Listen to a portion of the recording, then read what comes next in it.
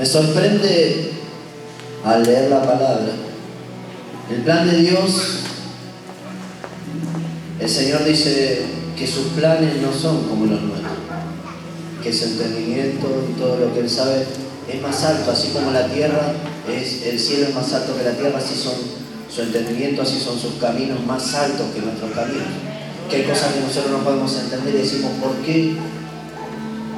¿O por qué me sucede esto? O distintas cuestiones que suceden en nuestra vida que no podemos entenderlas. Y no sabemos cómo opera el mundo espiritual y no sabemos muchas cosas, pero cuando venimos a Cristo el Señor empieza a abrir nuestros ojos. Hay cosas que están veladas a nuestros ojos. Veladas. Hay aún bendiciones que están veladas. Hay quizá una oportunidad de Dios para nosotros que no la estamos aprovechando por no saber entender las oportunidades. Es como una persona que dice, yo creo que, por ejemplo, aquel que viaja seguido está entendido de los horarios, de a qué hora pasa el tren, a qué hora me pasa el colectivo, y sabe que si se retrasa en su casa tomando mucho mate, porque a veces estamos paviando y después llegamos tarde a trabajar siempre. Aleluya. Y porque no somos entendidos, porque no estamos valorando las oportunidades. Hay personas que lo echan de trabajo, no sé por qué me eché, y se da siempre tarde. Y si siempre cuando viene el dueño te engancha tomando mate, no sé por qué me echaron. Y si no haces nada, y si los otros roban y vos robás también, ay, a eso, vos preocupate por mí. Hacé las cosas bien delante de Dios. Hay que disciplinar nuestro cuerpo. Hay que disciplinar nuestras acciones. Eso es una práctica. Nuestro cuerpo se acostumbra a lo que nosotros le damos. Te va a pedir lo que vos le das. Si vos le das mucho dormir, te va a pedir. Alimentamos la carne con pereza, alimentamos la carne con otras cosas. Si nosotros empezamos a batallar y a negarle a la carne, ese deseo se va a ir perdiendo. Si vos siempre que el cuerpo te pide dulce de leche, te comes un tarro de dulce de leche, eso se va a ver reflejado en las consecuencias en tu salud. Pero si vos empezás a decir, no, me tomo 2 cucharitas y me disciplino y no como. La disciplina es buena. Decir que está a tu lado, la disciplina es buena. No sé por qué te mandes a Dios si nunca te cuidaste. Dios dice que vos tenés que cuidar, no orar al Señor para que Dios te cuide siempre. Dios dice, cuidá mi templo. Decí conmigo, yo soy templo de Dios vivo. Hay que empezar a decirle que no a la carne. Decí conmigo, hay que empezar a decirle que no. En ciertas cosas hay que empezar a decirle no. Y no te doy. Hasta cuando uno hace ayuno, le voy a dar un ejemplo. Cuando uno está acostumbrado a comer seguido ciertas comidas, pero cuando arrancas un ayuno, el primer día y los primeros momentos del mediodía vas a tener un hambre que vas a ser tentado, pero fuertemente a comer. Si vos resistís ese momento, después tu estómago ya se va acostumbrando a comer menos. Nosotros somos personas de costumbre. Algunos dicen, ¿por qué esta persona? Hay gente que está en la calle, porque está con problemas de adicción. Y hay gente que no quiere salir de la calle aunque les tiendan la mano, porque ya se acostumbraron a esa vida, se acostumbraron a esa adicción y no quieren salir. Hay algunos que no quieren salir, pero cuando quieren salir va a haber una guerra, pero esa guerra la pueden ganar, y más si buscan a Dios.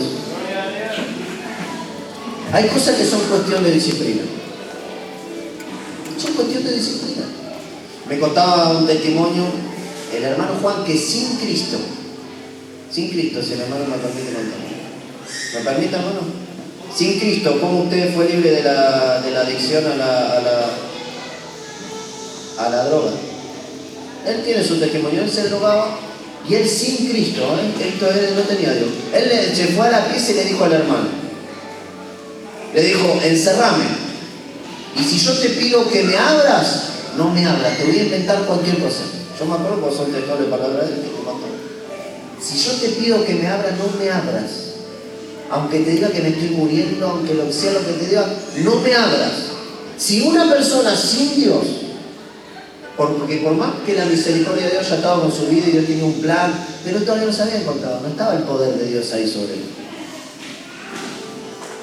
Si una persona puede disciplinarse, yo mismo cuando jugaba al fútbol, yo fumaba, salía de fiesta, y un día agarramos un representante que nos pagaba el entrenamiento en un lugar de alto rendimiento para que vayamos a entrenar y para tener posibilidad de irse afuera o irse a un club. Y yo salía y me prendía un cigarro. Y un día tuve que tomar una decisión. Dije, ¿para qué me esfuerzo tanto si después voy a salir y fumar? Y yo pude dejar el cigarrillo con una decisión sin Cristo. Dije, ¿para qué? Me mato entrenando. Salgo, me como un yogur y una banana. Porque nos sobraba plata que nos daban para viajar. Y después me prendo un cigarrillo. Y llegaba el fin de semana y venía la fiesta loca del mundo. Y uno empezaba a tomar algo y quería fumar. Pero tuve que tomar una decisión. O me determino y juego, si esto lo quiero hacer realmente, y dejo esto. Y lo hice. Lo hice con voluntad propia. Ahora, cuando Dios interviene, Dios te puede liberar en un instante. Quizá Dios hace un milagro y de repente ya no tenés ganas. Pero hay cosas que las podemos vencer nosotros. Pero, ¿qué pasa? Yo puedo vencer con voluntad propia, pero a la larga voy a caer de vuelta si Dios no me liberó. Cuando uno viene a Cristo, Dios te libera. Ya no volvés a eso. Es muy difícil de ver. Amén. Entonces habla de disciplina. Hay que disciplinarse y determinarse.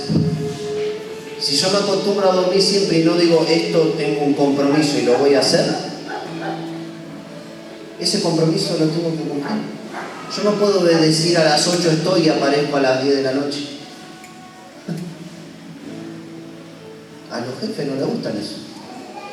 El patrón te va a mirar la primera vez más o menos, vos le vas a decir perdón, la segunda, la tercera, te va a decir este pibe no me sirve. Sonríe la que está a tu lado. O esta chica no me sirve. Está en la luna cuando hay que atender restaurar. ¿Se imagina que usted va a comer al restaurante y la chica está con el celular? Se va y le va a decir al gerente, esta piba no atiende bien.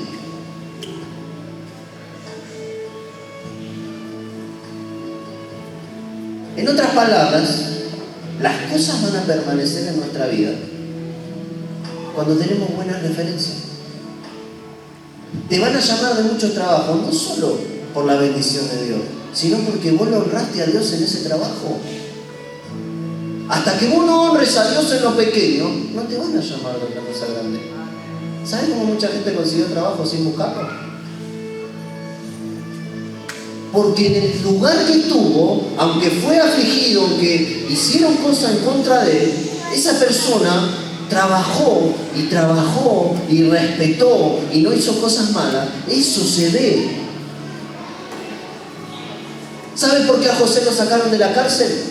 Porque vieron que él era íntegro, que aunque lo habían acusado falsamente, él era íntegro. Él hacía las cosas bien en donde lo ponían. Y después lo sacaron y dijeron, ahí está José, ahora es gobernador.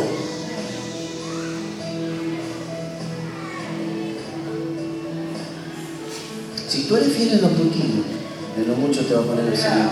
Valora lo pequeño, valora lo que tienes ahora, porque Dios tiene preparado algo más grande. Valoremos lo que tenemos. No valoramos. Valora.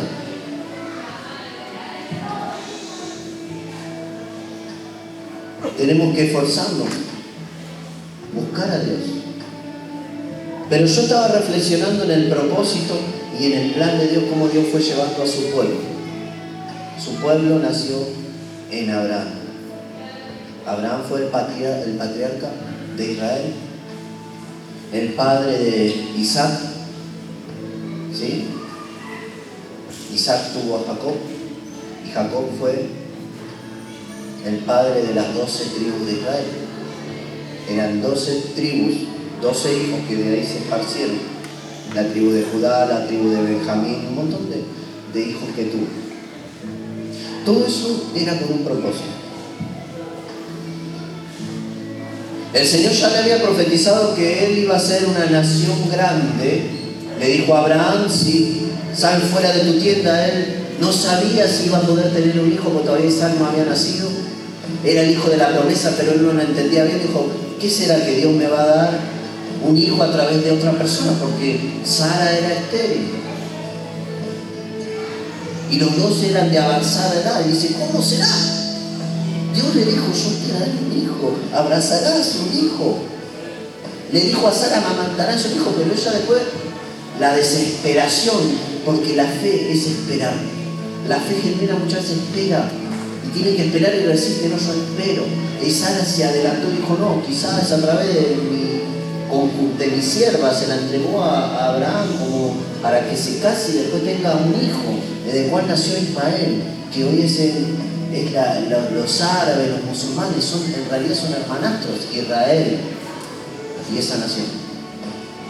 Y siempre hubo conflicto. Ismael desde pequeño ya lo perseguía a Isaac, por eso Dios dio una palabra y dijo, no heredará igualmente el hijo de la esclava con el hijo de la libre, que representa a la iglesia, que representa la esclavitud del pecado y de la religión. No heredarán juntos. Por otro lado, Dios también se preocupó por Ismael. No dejó que se muera en el desierto él y su madre, sino que les proveyó, le dijo, ella estaba cegada, no podría ver el agua, dijo, hay una fuente de agua para ti, para que vivas.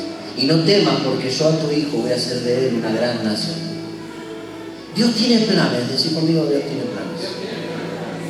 Dios tiene planes para nuestra vida, aún en nuestra aflicción, Él está tejiendo el plan para ti. Aún en tu aflicción, Dios está tejiendo un plan. Aún cuando el enemigo intenta destruirte, todo lo que el enemigo está atacando para ti, que es permitido para destruirte, Dios lo usa para ti, para impulsarte al propósito y al diseño de Dios que Él tiene para ti. ¿Cuánto lo creen? Entonces, Dios había profetizado que en Egipto Él iba a ser una nación de Israel. Entonces, los hermanos le tuvieron envidia a José. José, uno de los hermanos de las 12 tribus de Israel, fue a Egipto. Sufrió injusticia, ya lo hemos predicado, vamos a resumir todo eso. Sufrió injusticia. Primero estuvo en la casa de Potifar como esclavo. Potifar vio que él tenía sabiduría, que sabía leer, que Dios estaba con él, lo puso por jefe de toda su casa. Después la mujer lo miró con malas intenciones a José, lo provocó, José huyó, un gran varón de Dios, y justamente lo echaron en la cárcel. Ahí Dios estaba con él, también decía la Biblia, porque Dios estaba con él, porque él era íntegro, lo hizo prosperar en la cárcel, dio sueños, dio visión, un copero y un panadero, le dio la palabra, le dijo, esto quiere decir que vos vas a ser restituido como copero del faraón y vas a salir en 3 días. Le dio otro sueño a otro y dijo, no, vos te vas a morir en 3 días. Y le dijo al copero, acuérdate de mí cuando estés delante del faraón. Y el copero se olvidó. No hay que confiar en el hombre, Dios tiene un propósito, Dios tiene su tiempo. Pero después el faraón tuvo un sueño que lo perturbaba, que era dado por Dios. Y él dijo, tráigame todo esto, curanderitos, los adivinitos que están por acá, a ver si alguno me dice lo que es mi sueño. Y si alguno me lo puede interpretar, yo, si no me lo pueden interpretar, me voy a matar. Y ahí el copero se acordó, hay un varón hebreo que está en la cárcel que tiene el don de interpretar los sueños. Así que Dios puede tener en ti un don y un instrumento y una herramienta para que tú prosperes y salgas de tu aflicción. Solamente tú lo tienes que aprender y buscar. Dios ha puesto talentos en tu vida. Dios ha puesto dones. Hay una hermana que acá venía y al principio decía, ¿qué hago? ¿Qué hago? Pues no tengo trabajo, no sé. Voy a limpiar y estaba afligida. ¿Qué sabe hacer usted? Dios me dio esa palabra. ¿Qué tienes en casa? ¿Qué sabes hacer? Yo soy coser. Póngase a coser que Dios la va a prosperar. Y Dios la prosperó grandemente con la costura. Y si la persona es amplia en su visión y sabe escuchar a Dios, Dios le va a ir guiando a tener trabajo para prosperar. Hace este negocio, hace este, pero tiene que preguntarle a Dios y hacer. Jacob hizo eso. Jacob fue uno de los hijos. Fue el padre de las 12 tribus de Israel, el hijo de Isaac. Y Dios, en una injusticia que él estaba viviendo, Dios le dijo, haz esto y esto y esto con los cabritos, con las ovejas, y lo hizo prosperar. Dios. ¿Cuántos quieren prosperar? No sea vago. Hay que trabajar. Queremos prosperar, pero no queremos trabajar. Señor, te pido que un ángel me arregle el techo. Yo estoy durmiendo ahí a las 7. ¿Cuántos dicen amén? ¡Aleluya! Decir conmigo no funciona así. Dios te puede prosperar, te puede sorprender, aún te puede traer los recursos sobrenaturalmente. Aún te puede poner plata en el banco, como ha sucedido acá con el hermano. Dice, ¿dónde salió esto? No sé, yo no cobro esto, pero se me multiplicó, no sé.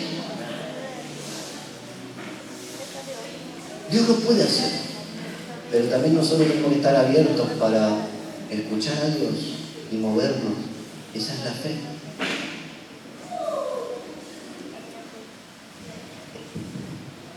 Acá en la iglesia, nosotros estábamos en un lugar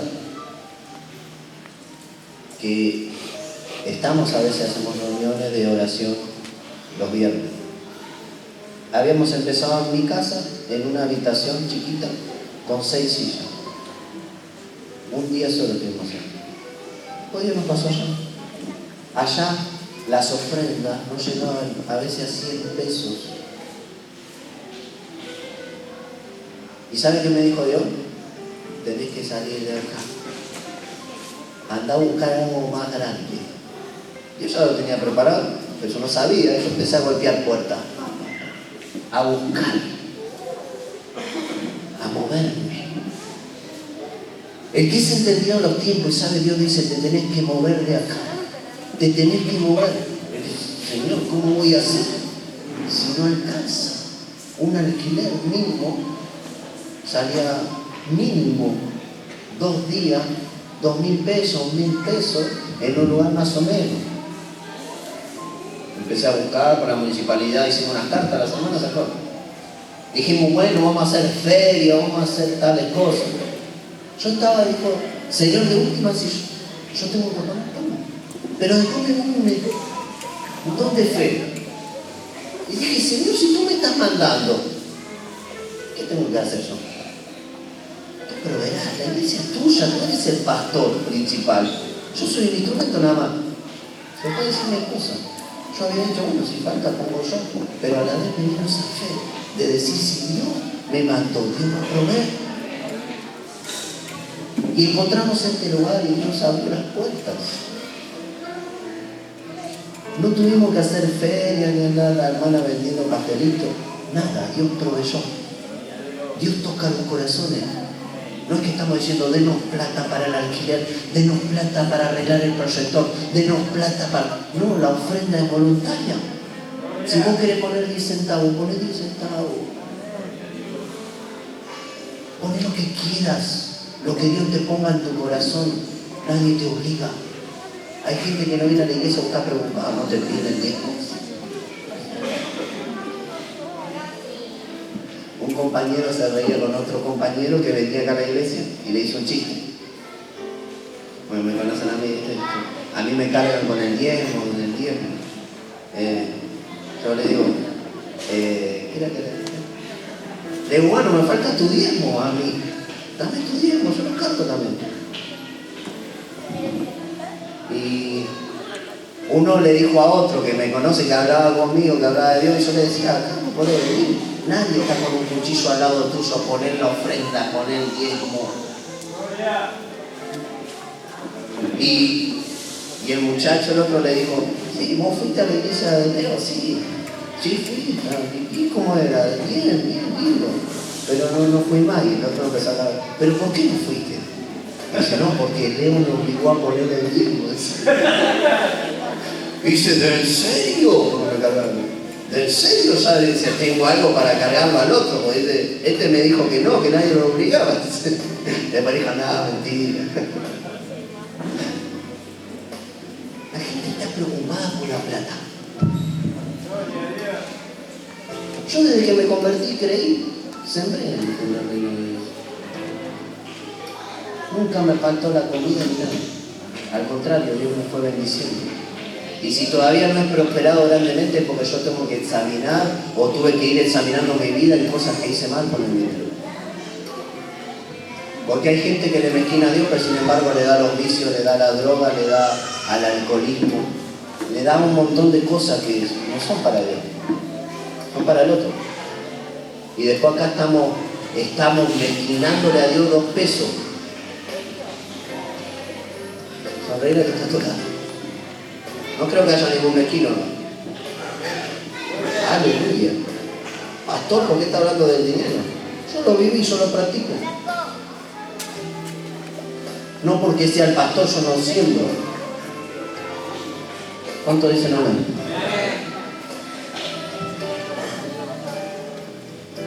Tu realidad presente no es la realidad que Dios tiene para ti. Tú estás en el proceso. Estamos en un proceso de conquista donde Dios nos quiere llevar a la tierra prometida, donde fluye leche y miel. La Biblia dice que Dios dijo, el plan de él era introducirlo en Egipto. Dios le dio gracia a José con el faraón, lo prosperó con el faraón. Vinieron los hermanos, se reconciliaron. José le dijo, no es especie haberme hecho porque para preservación de vida he venido yo aquí a Egipto. Dios tenía un plan, dijo en otras palabras, y Dios restauró y a ustedes lo está alimentando ahora a través de mí.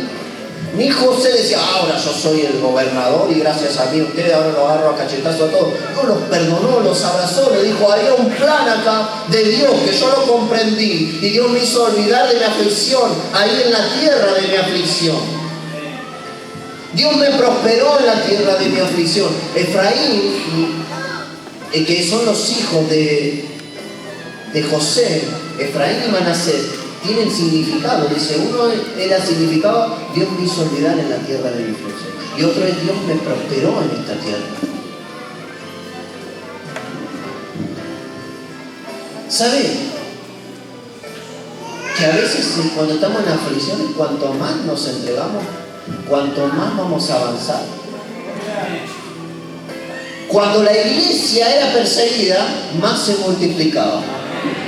Cuando la iglesia estamos todos en victoria, nos acomodamos en la silla y nos quedamos tranquilitos. Pero cuando vienen los tiburoncitos empezamos a movernos. No hay que hacer, hay que declarar, hay que orar, vamos a llorar. Nos quedamos tranquilitos. Gracias, Señor, por la paz que me da. No ayudamos a nadie, nos conformamos. Gracias, Señor, por tu bendición. Gracias. No pensamos en el prójimo. Nos acomodamos nosotros, nos sentamos, estamos muy cómodos. Si quieres conquistar, sal de tu comodidad. Anote eso, lo que están anotando. Si quieres algo nuevo, tienes que hacer algo diferente. No sé si me escuchó. Si tú quieres que suceda algo nuevo en tu vida, estás cansado de la rutina, comienza a hacer cosas diferentes.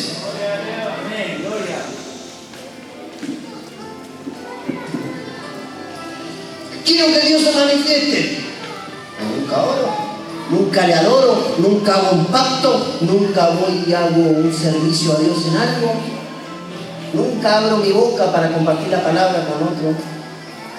Yo quiero que la iglesia se llene, pero no es solo la oración, es compartir tu testimonio con las personas.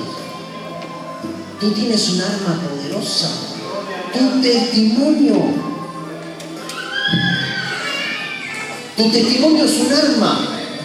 La gente está llena de doctrina, de confusión, de filosofía, y los que más duros son los religiosos y los que creen que son sabios.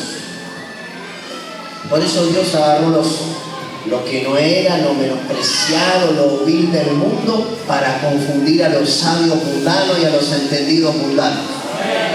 Hay muchos entendidos mundanos que estudiaron, que menosprecian a otros, dice este pibito que me va a enseñar, y de repente Dios le da sabiduría a eso y el otro queda con la boca abierta. ¿Qué pasó? Me ha pasado a mí, hermano. Me crucé con gente predicando, gente que empezó a hablar y a hablar, y Dios me dijo, decía esto, y quedaron. Vinieron gente religiosa que vivía en una religión. Hablando a mí, yo estaba atento a trabajar en casa, ahí, haciendo algo ahí afuera, y vinieron con la Biblia, con cosas, con cositas, y me empezaron a predicar. ¿Sabe qué pasó? Le dije, préstame su Biblia. ¿Cómo era que usted me dijo? Acá mire, el Señor está vivo. Los discípulos se murieron, pero Dios sigue haciendo milagros. Dios es real. Mire, Dios hizo un milagro en mí. Y le conté mi testimonio. Y se fueron impactados. Y yo era un bebé en Cristo. Hay muchos que dicen, ¿qué hago? Yo no sé orar, no sé hablar. Moisés me empezó a poner excusas. Dios lo llamó y él dijo, no sé hablar. Y Dios dijo, ¿quién hizo la boca del hombre? ¿Quién hizo la boca del hombre? Cuando alguno tenga excusas, acuérdense la palabra. Dios hizo tu boca. ¿Qué le digo? Abre tu boca y yo la llenaré, dijo el Señor. Dios me enviaba a predicar y a veces venía gente difícil a quejarse. Si yo les cuento, muchas veces lo conté, una vez iba a la esquina, un vecino decía, está durmiendo la nena, él no tenía una nena, está durmiendo, me veía llegando con los parlantes, con el equipo, está durmiendo la nena, voy a predicar igual en el nombre de Jesús. Y después me daba la luz también a veces.